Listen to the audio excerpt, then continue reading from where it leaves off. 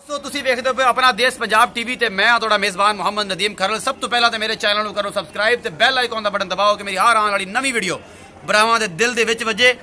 ते सब तो पहला तो टली वाला बटन जेडे बेली मेरे वीडियो नूं शेयर करके वेखदे ने हट के जनाब उस टली वाला बटन ते सबसक्राइब जरूर करा करन कि मेरी नवीं वीडियो भरावां तक पहुंच सकन।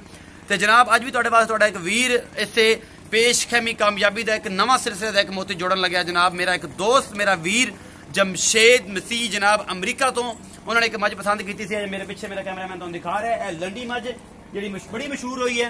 यह जनाब अखा शक वाली प्योर नीली की मझ यह मेरे वीर ने पसंद की थी।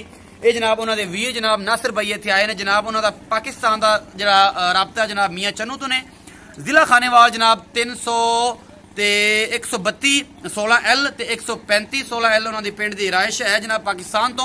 उन्होंने वीर जनाब भाई नासिर साहब इतने आए ने। जनाब उन्होंने मैं पुछदा वा उन्होंने हाल चाल ही पुछना होंगे की हाल चाल रस्ते च आने कोई तकलीफ हुई। अस्सलाम वालेकुम नासिर भाई। वालेकुम सलाम। उच्चा बोलो। वालेकुम की हाल चाल है तुहाडा? अल्लाह दा करम। तगड़े हो? सारी खैर मेरे। नासिर भाई तुहाडे बड़ा जो छोटा वीर तुहाडा वो कित्थे रहंदा? उच्चा बोल के दसो। वो अमेरिका च रहंदा है। अमरीका रहंदा? उन्हें मझ पसंद की सी आन च कोई दुश्वारी हुई?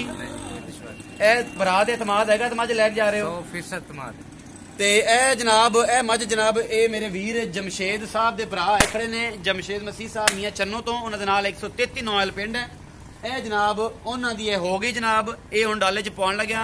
इन्हों खाना शाना खिला के अल्लाह पाक इन्हां दे नसीबां च करे इन्हां दा जानवर हो गया। किसी किस्म की कोई ठगी जुगाड़ नहीं जी नहीं कोई नहीं। उच्चा बोल के दसो। नहीं नहीं संगो संगो ना कोई गल नहीं अपने घर की गल है।